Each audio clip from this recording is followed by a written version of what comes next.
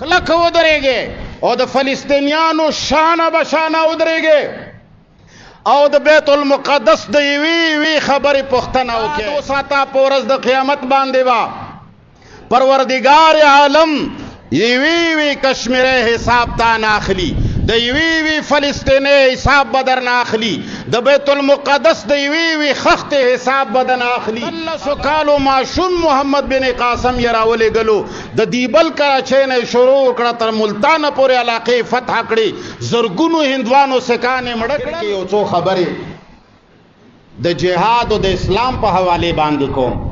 نن سبا مسلمانانو نه د غیرت بالکل جنازه وتلې ده. فلسطین باندې اسرائیل سخت بدورت شروع کړی ده. زمونږه خو اختر دی، چا بچیو ته کپړې کړي دي، چا پټکی وهلی دي، چا ټوپې کږي اچولي دي، چا ګاډي او موټرې راایستې دي، یو بل باندې فخر او مباحات کوو. لیکن مسلمان هغه دی چې په مشرق کې یو مسلمان باندې یا یوې مسلمان ښځې باندې تکلیف وي، تر مغربه پورې مسلمانان هغې ته خوږیږي. المؤمنون کجسد واحد د جناب رسول الله صلی الله علیه وسلم حدیث مبارک دی. کم چې د رسول الله رښتیا حدیث دی امت دا غې نه مخ اړولې دی، او چې کوم باندې دکانداري کیږي هغه ته خلکو توجه کړی دا. پیغمبر علیه الصلاۃ والسلام صحیح حدیث ته انما المؤمنون اخوه تشریح ده، انما المؤمنون اخوه د قران آیت ته پیغمبر علیه الصلاۃ والسلام فرمایي المؤمنون کجسد واحد اذا اشتكى عينه اشتكى كله. مؤمنان ټول د یو بدن په څیر باندې دي چې کله په بدن کې یو اندام درد کوي ټول بدن ورته بے قرار وي، او چې د بدن کومه ټوکړه درد نه بے قرار نوي هغه د بدن ټوکړه نوي، هغه بیا کټ وي، داغي خامخا کنیکشن کټ شوی وي. مومنه چې د مسلمان فلسطینی خور باندې نه دردېږي، کشمیری خور باندې نه دردېږي، افغانی خور باندې نه دردېږي، پښتني باندې نه دردېږي، پنجابی باندې نه دردېږي، عربی او عجمی باندې نه دردېږي، د فلسطین په وړو ماشومانو نه دردېږي، د فلسطین په خویندو میندو نه دردېږي، هغوی سره په بدکاریو نه دردېږي، هغوی ته په کور ننوتو کې او د تمامو بې ستریو باندې نه دردېږي، بیت المقدس باندې حمله باندې نه دردېږي، هغه کې د جمعات او د منځګزارو په وجلو باندې نه دردېږي، جمعات نه په شړلو باندې نه دردېږي. ته بیا هم وایي چې زه مسلمان یم، ته بیا هم وایي چې زه نر یم، ته بیا هم وایي چې ما الله منلی دی، ته بیا هم وایي چې ما قرآن منلی دی، ته بیا هم وایي چې ما سنت متوارثه منلی دي، ما رسول الله منلی دی. اے خلقا محمد بن قاسم، اے خلقا حجاج بن یوسف، چې تاسو ورته ظالم وایي، تاسو ورته جابر وایي، تاسو ورته ناکاره سړی وایي، مړه غم زمونږ نه ډېر غیرتي و چې په دې د دې هندوستان په خاوره لا پاکستان نه و جوړ.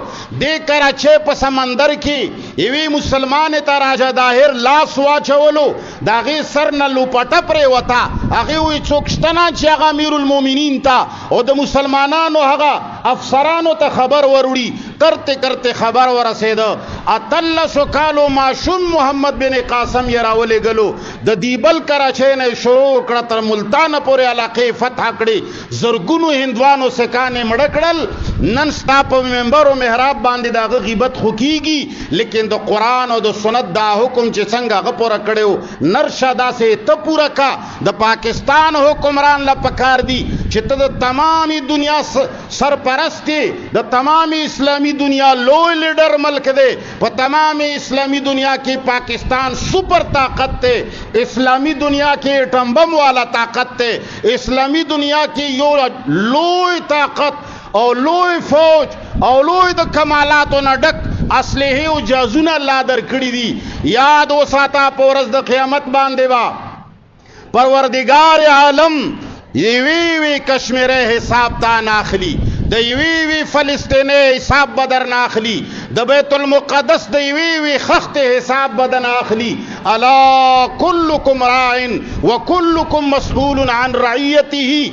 اے مسلمانا په فیسبوک باندې ټول ورځ یو بل پسې په پورو پګړو نه وزګار نه، د خپلو د مسلکونو د اوچتولو نه وزګار نه، ته ټول عمر د شخصیاتو دفاع کوي، ته ټول عمر د مسلک دفاع کوي، تا دین تر اوسه پورې د مذهب په نوم پیژندلی دی، د اسلام او د دین په نوم دی نه دی پیژندلی.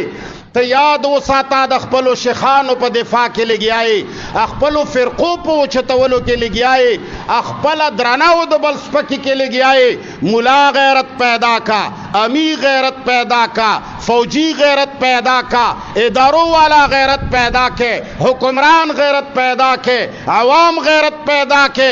خصوصاً د پاکستان حکمران دا د تمام دنیا د اسلامی ملکونو سردار دی، د تمام اسلامی ملکونو د خویندو میندو دوی ته سترګې دي. که فلسطین کې ښځه جاړي نوم د پاکستانی مسلمان اخلي، که کشمیر کې ښځې باندې تشدد کیږي نوم د پاکستان د اسلام او د حکومت اخلي. اے پاکستانا، اے ادارو، اے حکمرانانو، ډیر زیات خوراکونه وشول، ډیر وسایل او آرام سره ژوند تیر شو، مولا دین د ډیر وشاربلو، عامي ډیر تجارتونه دی وکړل. نن پورته شه د بیت المقدس پوښتنه وکړه، نن پورته شه د فلسطیني ښځې په سر باندې لوپټه واچوه، نن پورته شه د هغې د عزت پوښتنه وکړه، نن پورته شه د انما المؤمنون اخوة مصداق جوړ شه، نن ودرېږه د جناب محمد مصطفی د دې قول چې المؤمنون کجسد واحد د دې آئینه جوړ شه. جهاد بلند کا، علم بلند کا. اے مسلمانا چې په کم خوب ودی، کم انداز باندې چې دنیا کې د اسلام خلاف کار روان دی، یاد وساته هغه ورځ لرې نه ده چې دا دروازه او دستک به دا یهود و نصارا ستا دروازې له درکوي، دا لاس به ستا په خور و مور باندې اچوي. نن پاڅه مسلمانا، د کشمیریو ښځو په سر لوپټې واچوه، د فلسطین د ښځو په سر لوپټې واچوه، د ماشومانو په سر لاس تیر کا. مولا تیر شه مسلکی اختلافاتونه، تیر شه ټول عمر د مړو د ژوندو خبرونه، تیر شه د ذکرونو د فکرونو د خبرونه. وخت د جهاد دی، وخت د نرتوب دی. دی وخت کې خلق منځونه پرېږدي. رسول الله 4 منځونه قضا کړیو د ښځو د تحفظ دپاره، د دین د تحفظ دپاره، د ملک د تحفظ دپاره. اے د پاکستان مسلمانا، ته سرپرست د اسلامی دنیا. اے د پاکستان حکمرانا، ته سرپرست د اسلامی دنیا. دا یاد وساته بد حالات را روان دي، هر طرف نه د اسلام خلاف حالات را روان دي. په 3G او په 4G باندې عادت کړي، په وسایلو باندې عادت کړي، په نرمیو باندې عادت کړي. بمبے کې دله اوبه راځي، خوراک دله پورا تیار راځي. اے مسلمانا، داسې ژوند دې شروع کړی دی، ته وایي چې دا د الله فضل دی، اسنا چې په دې کې دله قهر د الله راغلی. په ایسیګانو کې ژوند تیروي، په کولاندې ژوند تیروي، یوه ورځ بجلی نه وي احتجاج کوي، یوه ورځ ګیس نه وي خوله دې وازه نیولي وي، دوایي در باندې بند شي خوله دې وازه نیولي، بازار بند شي خوله دې وازه نیولي، تا باندې اډې بند شي، منډیانې بند شي. ته د جفاکشۍ عادت نه یې، ته د سختیو عادت نه یې. ته یوه ورځ د فیسبوک نیټ چې بند شي، تا اسمان ته خوله نیولي وي. ته دا سوچ وکړه یهودو نصاراو چې په کمو پستو قالینو عادت کړي، کدای د نوې ورځې دپاره کینچ کړي. که ستا یوه ورځ خوراک بند شه، وروره ته د پخولو چل دي، کورونو کې ښځو له نه ورځي، تیاره خلقو له راځي. رسټورنټونه که بند شو، ډېر خلک به د لوږې مړه شي. دوایانې در باندې بند شوې.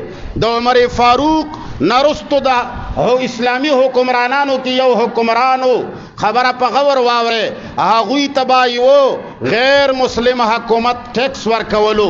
اچانک هغه امیر المؤمنین وفات شو، بل امیر المؤمنین کې ناستو. څو کاله پس د هغه قاصد راغی، کافر بادشاہ ته مخې ته ودرېده، ورته ویې چې زه د پلاني ملک نه راغلی یم، زموږ ټکس او جزیه ادا کا. هغه ورته داسې لاندې باندې وکتل، هغه ورته چې برخوددار، موږ چې کومو مسلمانانو له ټکس ورکولو، هغوی به چې خوراک نه و پاڼې به یې خوړې. هغه خلکو چې جامو کې به 300 پیوندونه لګېدلي وو، هغه خلکو چې د پښو څپلی به یې نه وي. موږ د هغو خلقو نه یریدو چې دا هر نمونه تکلیف تیرولی شي.